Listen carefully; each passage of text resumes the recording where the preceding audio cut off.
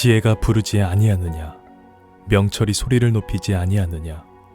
그가 길가의 높은 곳과 내 거리에 서며 성문 격과 문 어기와 여러 출입하는 문에서 불러 이르되, 사람들아, 내가 너희를 부르며 내가 인자들에게 소리를 높이노라. 어리석은 자들아, 너희는 명철할지니라. 미련한 자들아, 너희는 마음이 밝을지니라. 너희는 들을지어다. 내가 가장 선한 것을 말하리라. 내 입술을 열어 정직을 내리라. 안녕하십니까? 박세종 목사입니다. 2022년 3월 2일 수요일 예배 시간입니다. 오늘 하나님의 말씀을 함께 또 들음으로 우리의 삶에 풍족한 하나님의 은혜가 여러분들 마음속에 임할 수 있기를 간절히 소망합니다. 특별히 오늘은 2022년도 사순절이 시작되는 제의 수요일입니다. 이날부터 40일 동안 우리 예수님께서 십자가에 달려 돌아가신 날을 기념하고 또 기억하고 또 우리의 삶이 경건하게 번을 수 있기를 간절히 소망해 봅니다. 오늘은 잠언 8장에 대해서 우리가 함께 살펴보도록 하겠습니다. 잠언 8장은 총 1절에서 36절까지 기록되어져 있고, 또 이 잠언 8장을 크게 세 단락으로 나누어 기록하고 있습니다. 그 첫 번째는 1절에서 21절까지 내용입니다. 그 내용은 지혜의 탁월함에 대해서 설명을 하고 있습니다.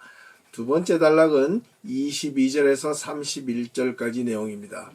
이 내용은 지혜의 기원에 대하여 설명을 하고 있고, 세 번째 단락 32절에서 36절까지는 지혜로운 자가 어떤 사람인지 그에 대해서 설명을 하고 있습니다. 첫 번째 장부터 우리가 함께 살펴보면서 또한 이 지혜의 장이 어떻게 우리의 신앙생활에 유익하고 또 우리의 삶에 풍족한 하나님의 은혜를 얻을 수 있는지, 특별히 잠언 8장 지혜의 장을 통해서 우리가 함께 알아보도록 하겠습니다. 이 잠언 8장은 지난주에 했던 7장과는 아주 좋은 대조를 이루고 있다 하겠습니다. 지난 시간에 우리가 함께 했던 이 잠언 7장은 음녀에 대해서 우리가 다룬 바가 있습니다. 음녀가 사람의 아들들을 불러서 유혹하는 장면이었습니다. 그것으로부터 멀리하라. 그래서 여기에서는 지혜가 8장에서는 자기를 쫓으라. 지혜가 사람들에게, 이스라엘 백성들에게, 또한 우리들에게 어떻게 나를 따르라 이렇게 요청을 하고 있습니다. 또 하나님의 사람들을 부르고 있습니다. 자기를 쫓을 만한 합당한 이유를 먼저 1절에서 21절까지 내용을 설명하고 있습니다. 1절부터 함께 살펴보도록 하겠습니다. 지혜가 부르지 아니하냐, 명철이 소리를 높이지 아니하느냐. 이렇게 1절부터 시작합니다. 부르다, 지혜가 부르지 아니하냐. 부르다라는 말은 초대하다, 초청하다, 요청하다, 언급하다는 뜻입니다. 지혜가 어떻게 우리를 부를 수 있습니까? 명철이 어떻게 우리를 향하여 부르짖고 있습니까? 이거는 지극히 의인화된 표현으로 특별히 잠언 1장 20절에서 21절에 나오는 표현과 유사하다 하겠습니다. 이 말씀은 무엇보다도 토라의 선포가 강도의 말과 비교하고 있는데요. 이것은 또한 간음한 여인과 비교가 된다 하겠습니다.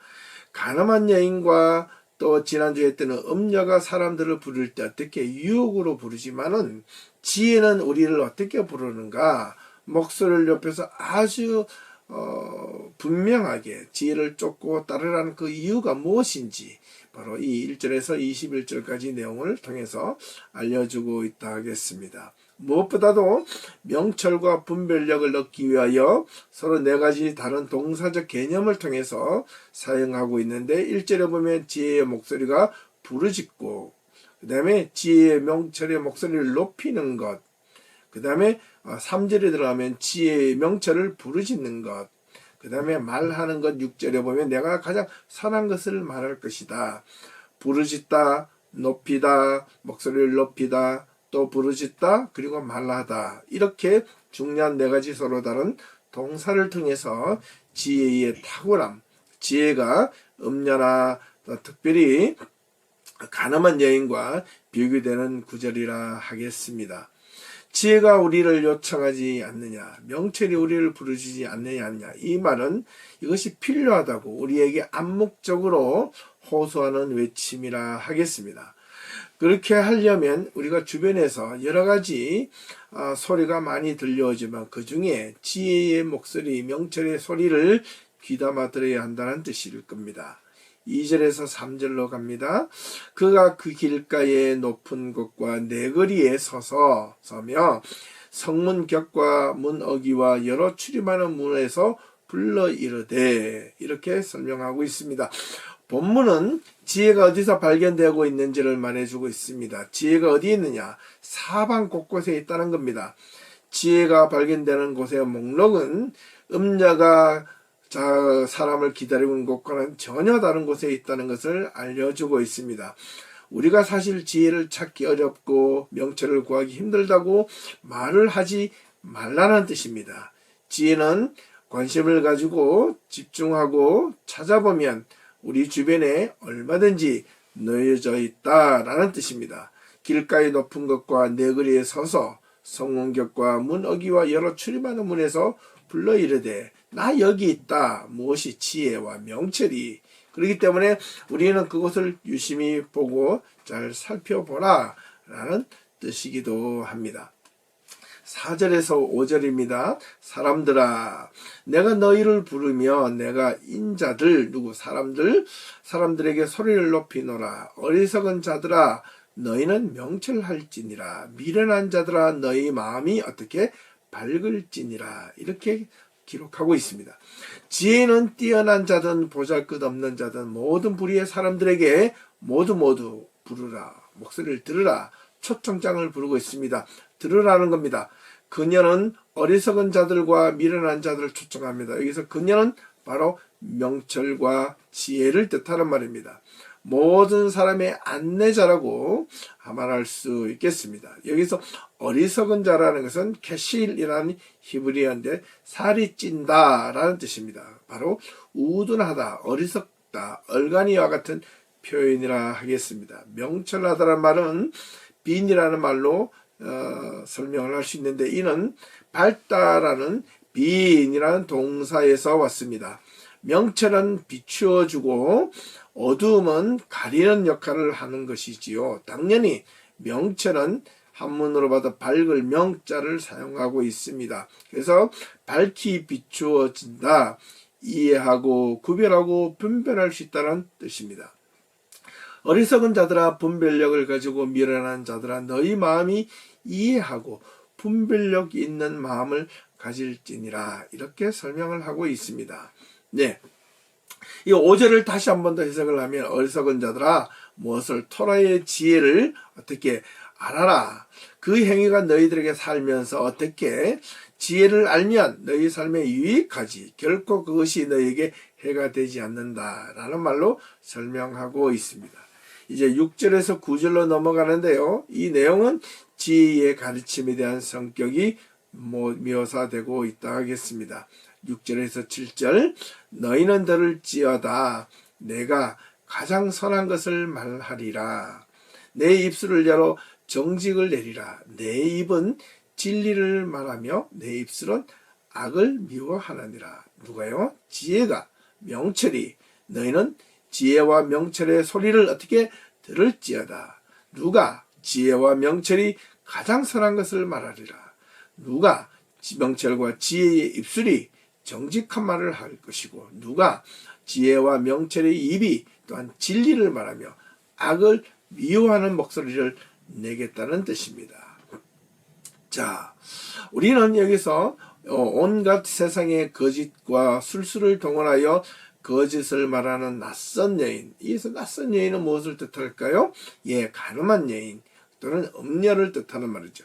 여의 현란한 유혹의 말과 속이는 말로 사람을 유혹해서 타락하게 만들고 옆길로 가게, 그릇된 길로 가게 만든다는 뜻입니다. 네, 사악함은 입술을 혐오하게 만들죠.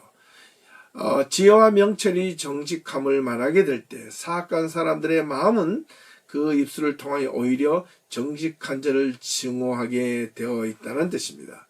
모든 말은 입에서 나오기 때문에 입은 언어의 대표적인 통로입니다. 또 마음의 통로입니다. 사람의 마음을 생각을 통해서 입으로 말이 나오고 그 말은 상대방에게 전달이 될 때 그 뜻과 의미가 전달이 된다는 뜻입니다. 우리가 무엇을 말하고 무엇을 생각하고 무엇을 지향해야 하는지를 우리가 알려주고 있는 내용이라 하겠습니다. 8절에서 9절 내 입의 말은 다 의로운즉 그 가운데에 굽은 것과 폐악한 것이 없나니 이는 다 총명한 자가 밝히 아는 바요 지식 얻은 자가 정직하게 여기는 바라. 이런 무엇보다도 지혜와 명철의 말이 어떻다 의롭다 앞에서는 어떻게 정직하다 바른 말을 하겠다 의로운 말을 하겠다라고 했습니다. 그런데 이 명철과 지혜의 말이 의로워서 무엇을 굽은 것과 폐역한 것이 있다 없다 없다. 예, 옆길로 간 것과 이렇게 부패한 것이 없다라는 뜻입니다. 지혜와 명철이 총명한 자가 밝히 아는 바요 지식 얻은 자가 정직하게 여기는 바라. 예, 총명한 자와 지식 올바른 것을 아는 자가 지혜와 명철이 무엇인지 그 의미를 알고 그것을 향하여 쫓아간다는 말일 것입니다. 10절에서 11절 내용입니다. 너희가 은을 받지 말고 나의 훈계를 받으며 정금보다 지식을 얻으리라. 대저 지혜는 진주보다 나음으로 원하는 모든 것을 이에 비교할 수 없음이니라. 이것은 지혜의 가르침의 가치가 다른 그 어떤 것보다도 비할 데가 없다라는 말로 설명하고 있습니다. 이것은 은이나 금이나 진주나 사람들이 일반적으로 세상에서 높이 평가하지만은 하나님을 믿는 믿음의 성도들은 그 모든 세상의 값어치보다 더 높이 무엇이 지혜와 명철을 얻을 수 있고 사모해야 한다라는 말로 설명하고 있는 이야기입니다.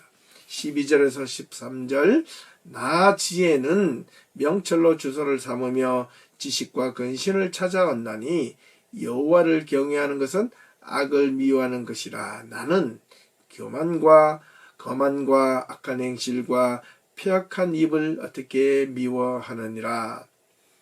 지혜가 가장 좋아하는 것은 또 선호하는 것은 지혜가 따르는 것은 지식과 근신을 찾아서 자기 자신의 삶을 올바르게 세울 수 있고 또 여호와를 경외하는 것은 무엇이다? 악을 미워하는 것이다. 그래서 지혜와 명철은 교만과 거만과 악한 행실과 폐역한 입을 어떻게 미워한다 했습니다. 우리가 이 내용만 잘 지켜도 우리가 신앙생활을 하는데 또 우리가 이 세상을 살아가는데 얼마나 의롭게 살아갈 수 있는지 모릅니다. 이 한 구절만 올바르게 가질 수 있다면 참 좋겠습니다. 지혜는 명철과 같은 집에 거한다는 겁니다. 그래서 지혜와 명철은 떨어진다? 떨어질 수 없다. 항상 함께 같이 간다는 말일 것입니다. 그들은 함께 다니며 지혜를 소유하면 또한 명철, 통찰력도 가능하게 된다라는 겁니다. 지혜가 인생의 문제를 해결하는데 필요한 지식과 근신을 가져다 주고 지혜가 함께 거하지 않는 것들이 있다. 도덕적으로 반대편에 있는 것들로 지혜는 교만과 거짓과 거만, 악한 행실과 폐역한 입들, 거짓된 언어들을 의미하는 거죠. 이 모든 것들을 어떻게 미워한다는 겁니다. 이것들이 악이라는 겁니다.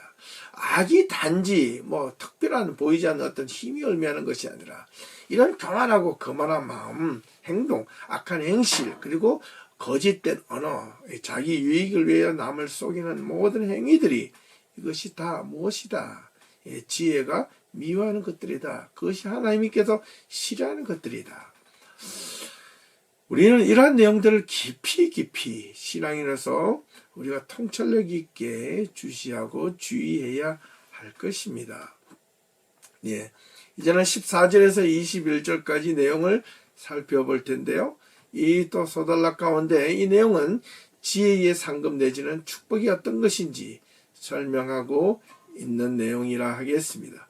14절에서 16절로 읽어갑니다. 내게는 계략과 참 지식이 있으며 나는 무엇이다? 명철이라. 내게 능력이 있으므로 나로 말미암아 왕들이 치리하며 방백들이 공의를 세우며 나로 말미암아 재상과 존귀한 자 곧 새로운 모든 재판관들이 다스리느니라. 지혜에는 무엇이 있다? 계략과 참 지식이 있다. 그래서 명철이라 했습니다. 또한 이 명철은 능력이 있다 했습니다. 분별력, 통찰력은 분명히 꿰뚫어 볼 수 있는 힘이 있는 것이죠.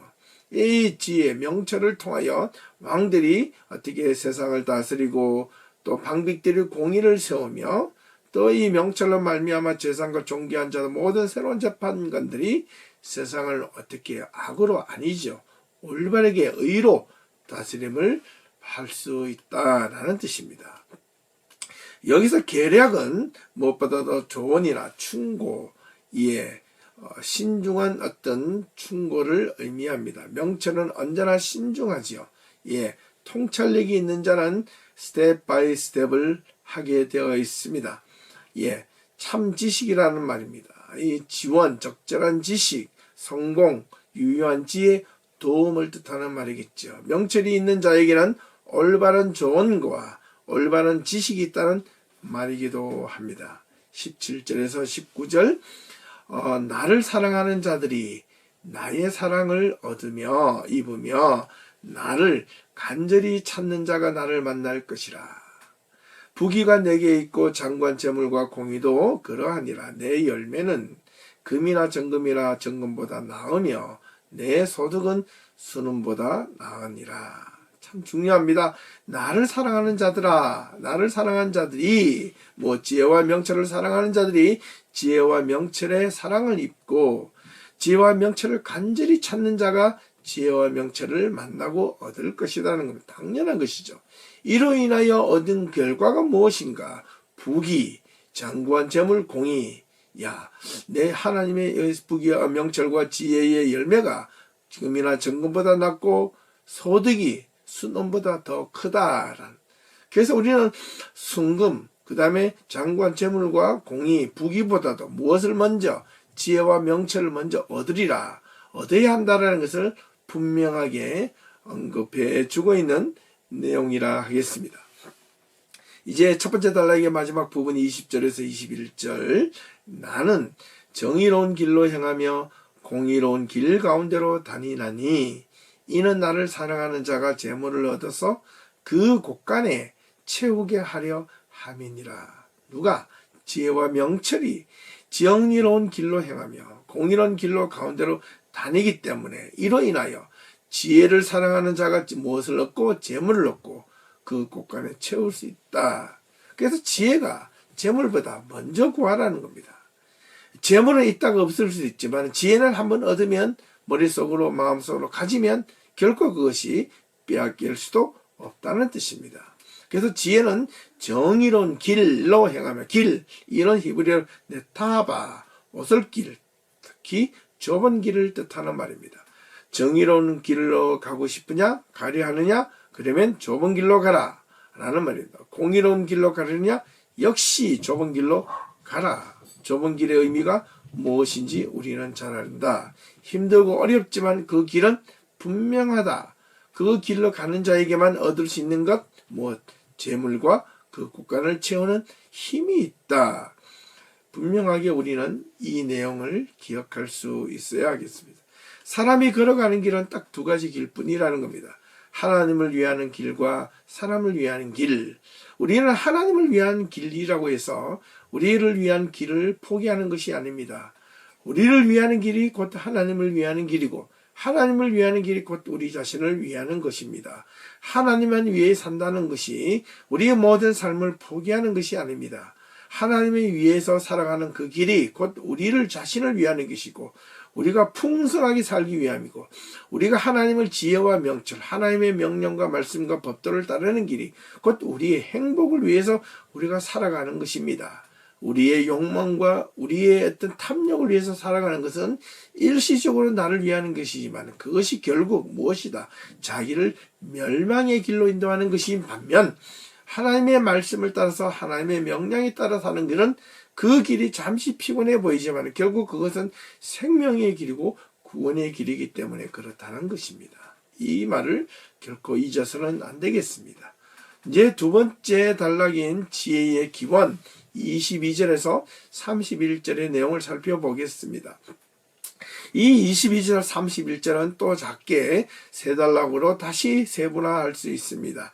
22절에서 26절 이 내용은 우주 창조 전에 태어난 지혜, 27절에서 29절은 우주 창조 과정 가운데서 나타난 지혜, 그리고 30절, 31절은 우주 창조를 축하하는 지혜란 이 세분화된 내용으로 구분할 수 있겠습니다. 자, 22절에서 23절 내용을 읽습니다. 여호와께서 그 조화의 시작 곧 태초에 일하시기 전에 나를 가지셨으며 만세 전부터 태초부터 땅이 생기기 전부터 내가 세움을 받았나니. 예.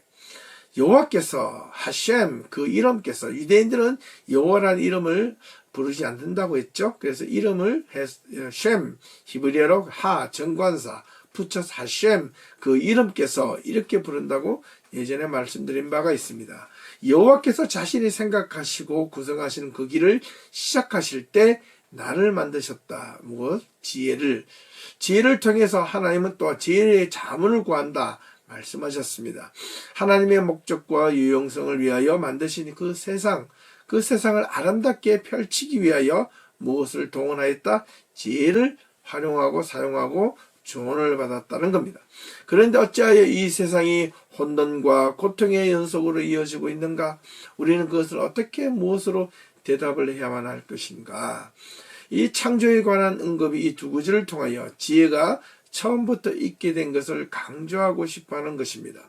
하나님이 세상을 만드실 때 지혜를 가지고 지혜를 통해서 지혜를 사용하셔서 세상을 만드셨다는 것을 분명하게 언급하고자 하는 것입니다. 자, 24절에서 26절 아직 바다가 생기지 아니하였고 큰 샘들이 내가 이미 났으며 큰 샘들이 있기 전에 내가 이미 났으며 산이 세워지기 전에 언덕이 생기기 전에 내가 이미 났으니 하나님이 아직 땅도 들도 세상의 진토의 근원도 짓지 아니하실 때에라.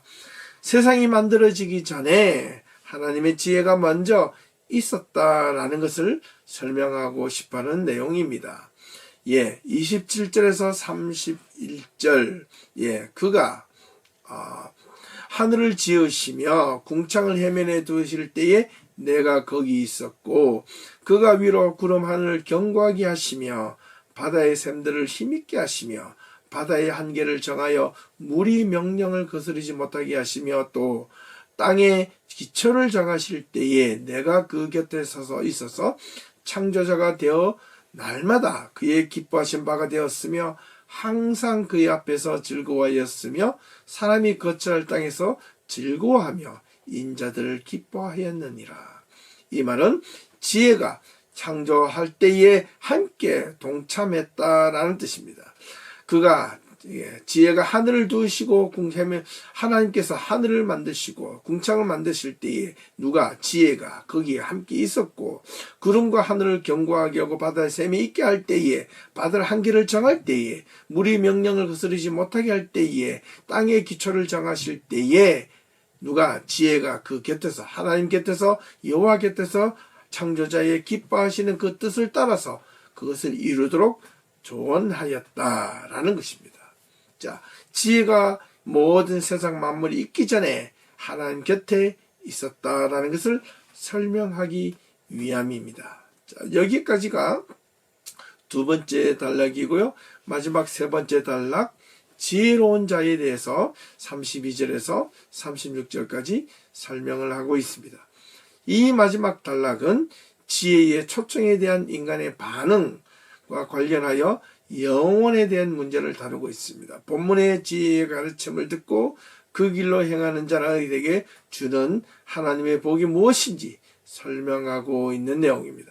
이 본문은 날마다 지혜의 문 곁에서 기다리고 그 문술주 앞에서 신실히 기다리는 자에게 무엇을 행복을 약속하고 있는 내용이라 하겠습니다. 32절에서 33절입니다. 아들들아 이제 내게 들으라. 내 도를 지키는 자가 복이 있느니라.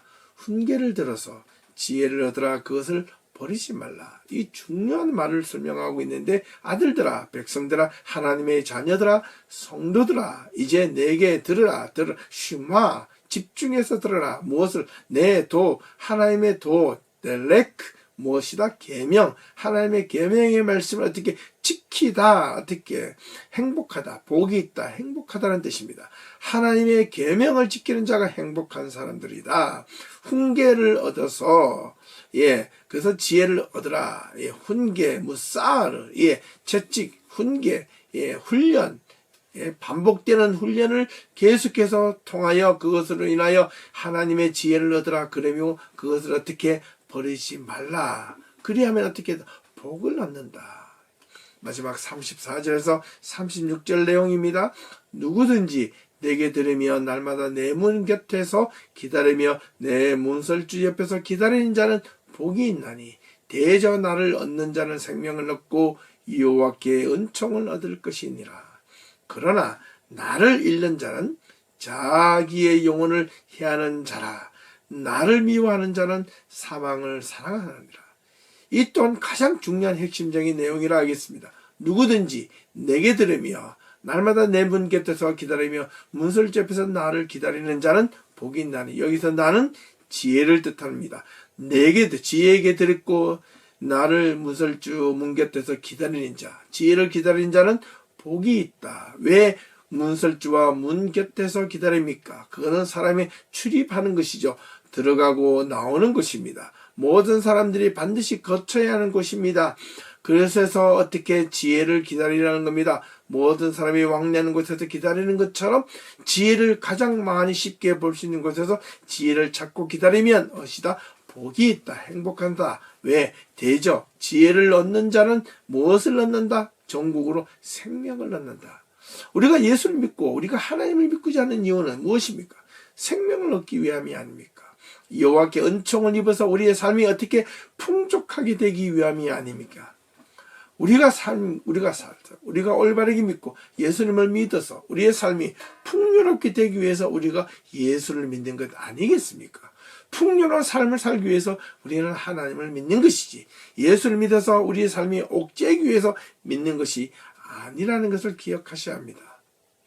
그러나 나를 잃는 자는, 누구를?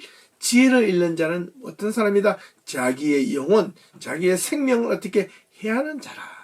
이런 지극히 반대적인 개념으로 설명하고 있죠. 나를 미워하는 자는 어떻게? 지혜를 미워하는 자는, 지혜를 싫어하는 자는, 지혜를 업신여기는 자는 사망을, 죽음을 어떻게? 품던 자라. 사랑하는 자니라. 사랑하는 성도 여러분, 오늘 이 지혜의 잠언 8장을 통해서 지혜가 얼마나 우리의 삶에 유익한지, 지혜를 통하여 하나님의 말씀을 얻고 나면 그 하나님의 말씀을 얻음으로 인하여 우리의 삶이 오히려 하나님의 세상을 살아가는데 불편하고 힘들고 짜증나는 것이 아니라 우리에게 복이 되고 감사가 되고 행복이 되고 기쁨이 되고 즐거움이 되고 우리의 삶의 풍요로움이 우리에게 임한다는 것을 설명하고 있는 내용이 아니겠습니까? 왜 우리가 하나님의 지혜를 얻어야 되는지 오늘 이 말씀을 통해서 잘 이해하셨으리라고 봅니다. 지혜는 하나님이 세상을 만드실 때에 이전부터 하나님과 항상 함께 계셨다라는 것을 우리는 기억할 수 있어야 하겠습니다. 그래서 그 지혜, 그런 세상의 지혜가 아니라 하나님의 지혜를 얻을 수 있기를 간절히 소망합니다. 하나님의 지혜를 얻기 위해서는 토라, 계명, 델레크, 하나님의 말씀을 우리가 충실하게 듣고 이해하고 배울 수 있는 힘이 있어야 한다는 사실입니다. 사랑하는 성도 여러분, 하나님의 말씀을 소중하게 생각하십시오. 여러분 마음속에 품도록 애쓰시고 노력하시고 열심을 내어서 그 말씀이 여러분의 삶을 풍요롭게 이어갈 수 있기를 간절히 소망합니다. 오늘 이 잠언 8장의 지혜의 장을 통하여 여러분 무엇을 깨달으셨습니까? 혹 한 가지라도 여러분 마음속에 가슴이 남는 곳이 있다면 그 말씀을 잘 간직하여 우리의 삶에 풍요로움이 있기를 바라며 이 사순절 기간 동안 우리의 삶이 또 우리의 믿음이 더욱더 하나님 곁으로 가까이 갈 수 있는 귀한 복된 시간이 될 수 있기를 간절히 축원합니다. 오늘 말씀은 여기까지 하겠습니다. 말씀을 시청해 주셔서 감사드리고 다음 주에 또다시 하나님의 은혜 가운데 말씀을 들고 찾아오겠습니다. 수고하셨고 남은 한 주일 동안 하나님의 은혜가 풍성할 수 있기를 주님의 이름으로 축원하며 말씀을 마치겠습니다. 감사합니다. 수고하셨습니다.